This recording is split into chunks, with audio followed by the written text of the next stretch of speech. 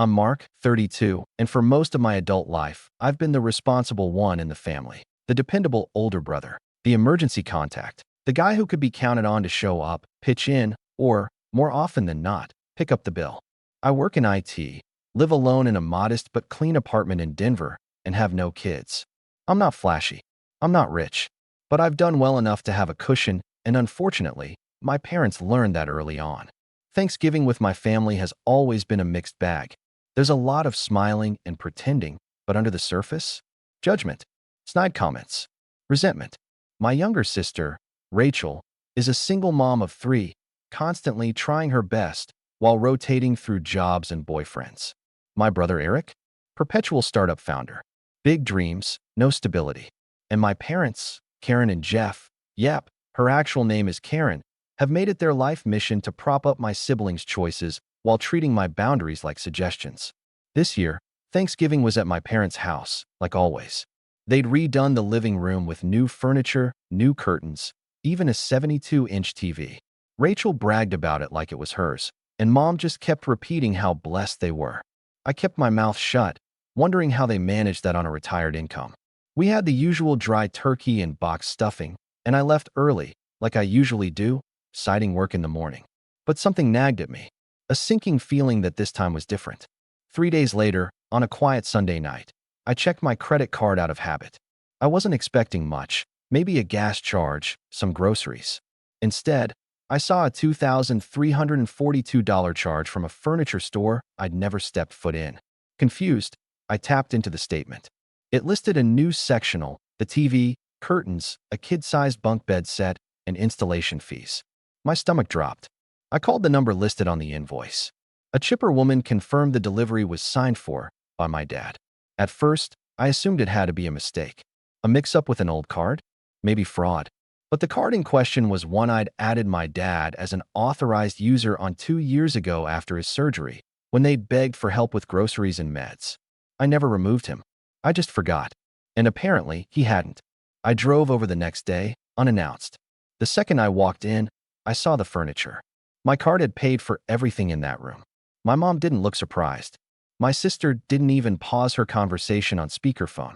But my dad turned around, grinning like it was a joke. "Hey, there he is," he said, gesturing at the TV with a beer in hand. "Nice, right? We figured, since you don't have kids or a family of your own, might as well help out the ones who do." I didn't say anything for a second. I just stared at him, at the way Rachel rolled her eyes like I was overreacting, at how none of them looked the least bit sorry. Then I laughed. Just once. Sharp. Disbelieving. "Cool," I said quietly. "Then you'll love what comes next." No one asked what I meant. Rachel waved her hand dismissively.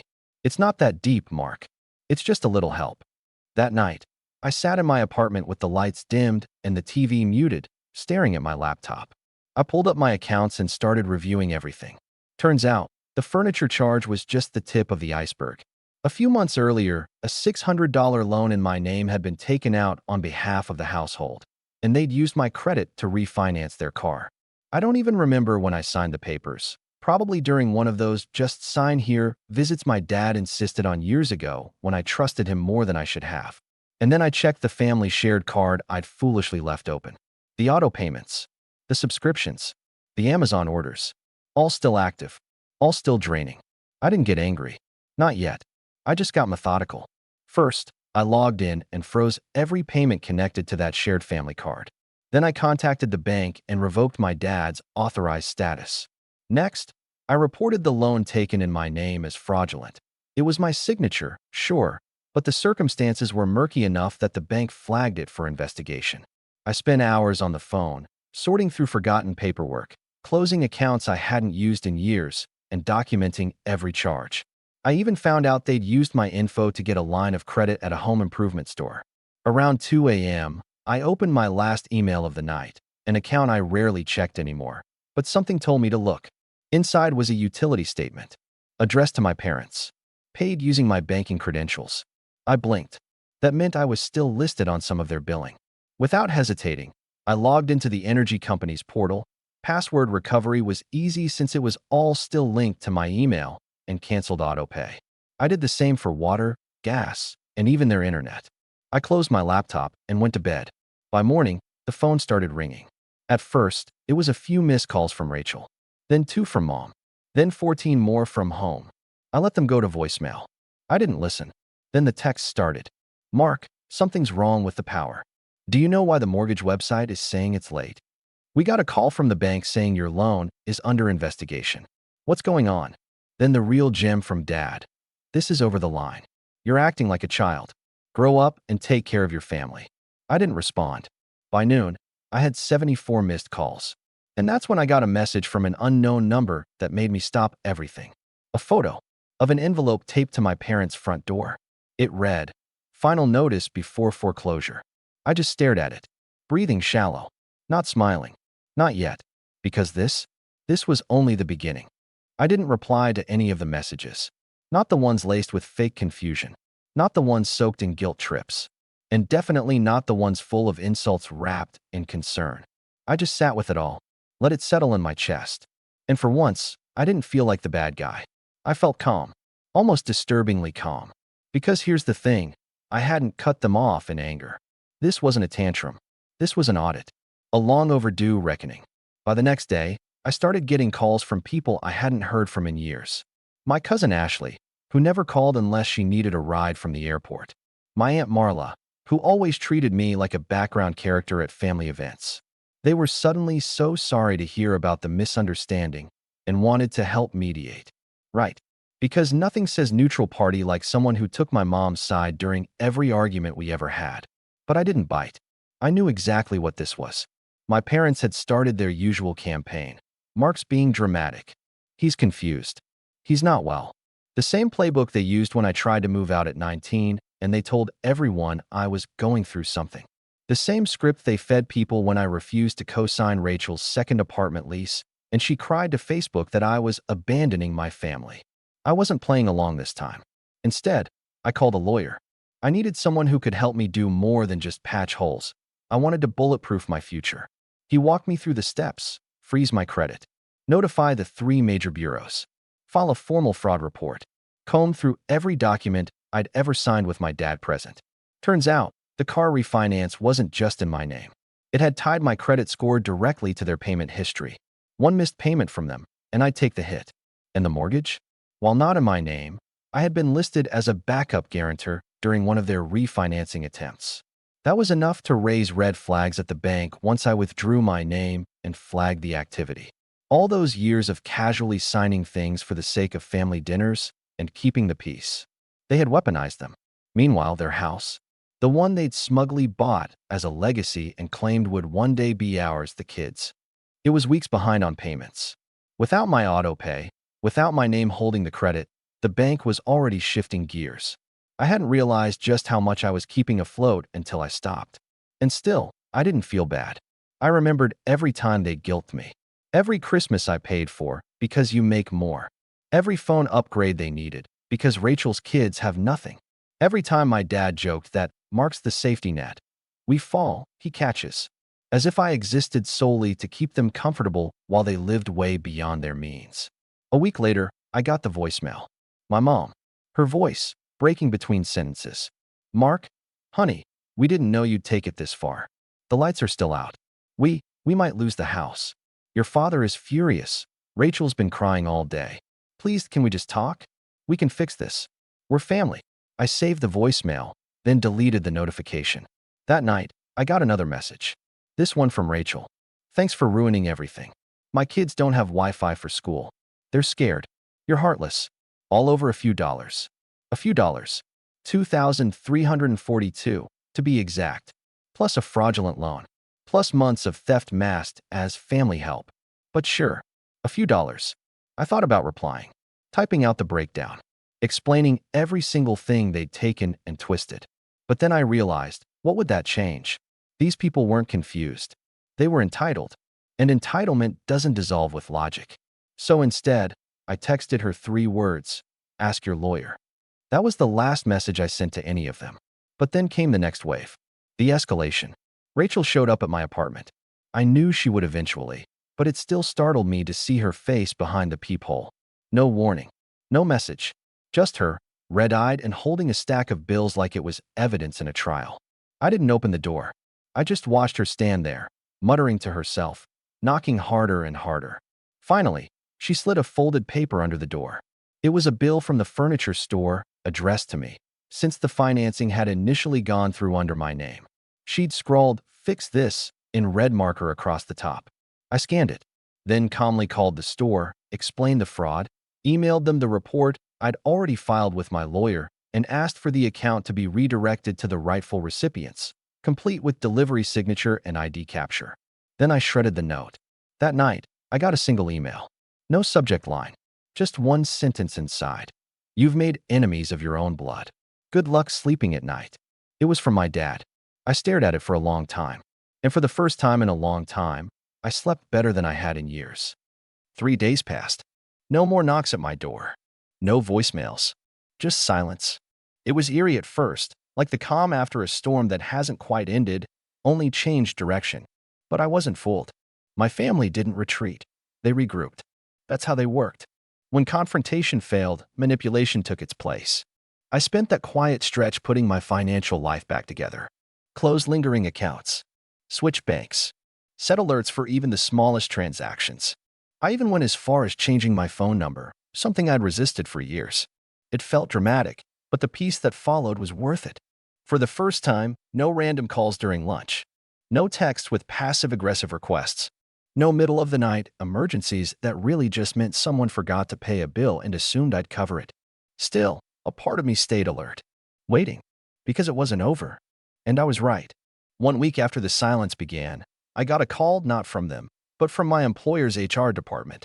Apparently, someone had called in an anonymous tip that I'd misused company funds and was under investigation for financial fraud. It was nonsense, of course, and HR had already flagged it as suspicious. But the timing was no coincidence. I could feel it. This was them, retaliating the only way they knew how: petty, underhanded, and designed to shake me. But they underestimated two things. First, that I'd already briefed my lawyer about potential harassment. And second, that I was done playing fair. The next day, my lawyer helped me draft a cease and desist letter addressed to each of them: my dad, my mom, and my sister. Formal, legal, clear. Any contact, indirect or otherwise, would be documented and followed up in court. I sent them certified. Signed receipt only. But I didn't stop there. During my financial review, I discovered something unexpected. When my parents refinanced their house years ago, they'd used a shared document platform to manage the paperwork.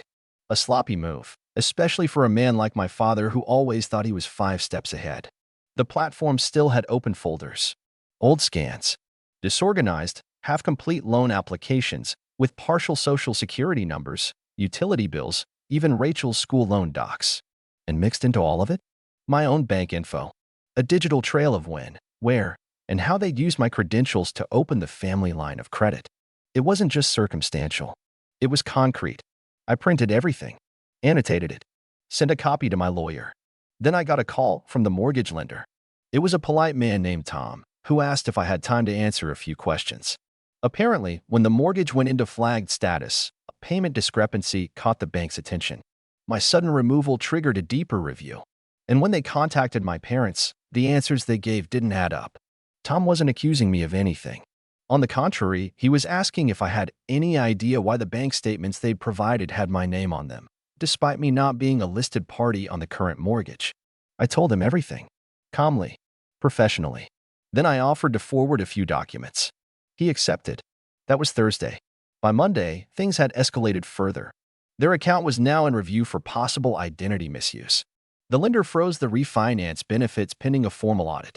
My parents weren't just at risk of foreclosure anymore. They were under investigation. And still, I hadn't spoken a single word to any of them. But they broke the silence. Monday night, my new number buzzed with a message from an unknown contact. The message had no text, just a photo.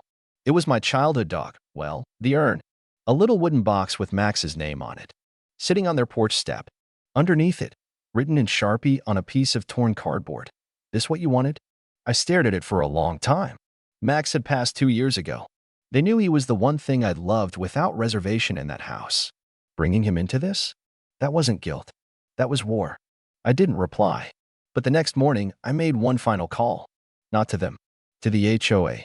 Their home was under a strict homeowners association. Part of the reason they begged me for help with refinancing in the first place, late fees, missed dues, penalties. I had no official role anymore, but I still had copies of their old delinquencies. I filed a report. Not petty, just accurate. Documented missed payments, unauthorized renovations, and flagged potential leasing violations based on a tip I received that they were considering renting a portion of the house for income without disclosing it. Then I sat back and waited. The final domino hadn't fallen yet, but it was leaning. It took 2 weeks. 2 weeks of waiting, checking, and silence before the storm finally reached its breaking point. I was walking back from the grocery store when I got the call, my lawyer again. His tone was oddly light, casual even. He'd just received confirmation that the mortgage investigation had concluded, and as expected, the findings were severe. According to the official report, the refinancing had involved false documentation, namely, forged signatures, inconsistent credit authorizations, and misrepresentation of income. All of it linked back to my dad. The account was officially considered in breach, and foreclosure proceedings would now move forward unless full payment was made within 30 days. Spoiler, they didn't have it. I'd known this would happen. I had prepared for it. But hearing the final nail go in, that did something to me. It didn't feel like victory. It felt like freedom. But they didn't go quietly. That weekend, I received one last, desperate volley. This time from my mom. Not a voicemail, not a knock, but a handwritten letter. My stomach twisted the moment I saw the envelope.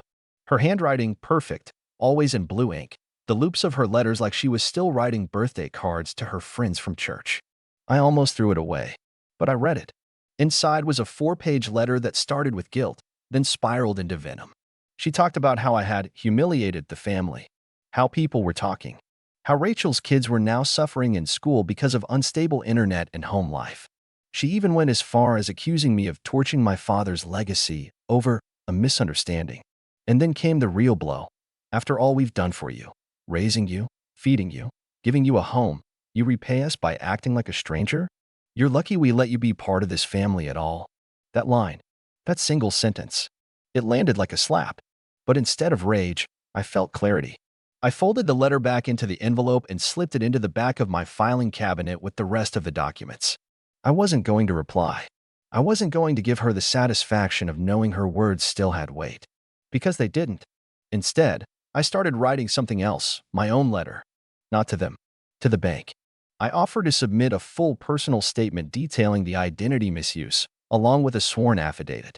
The lender already had everything they needed to move forward, but I wanted this to be airtight. I wasn't going to let a single loophole reopen the door. Then came the news articles. Small town, tight community. Word got around. One of the local real estate blogs posted a foreclosure notice that included a familiar address. It was subtle, just a data-driven post about rising foreclosures in the area. But I recognized the photo, the listing, the once beautiful family home, now pending foreclosure due to financial irregularities. That same night, Rachel went on a full-blown rant on Facebook. Screenshots flooded in from mutuals I hadn't even spoken to in years. Her post was over 1,000 words of vitriol, filled with phrases like betrayed by my own blood, and some people are so selfish they'd rather see their family homeless than let go of a grudge.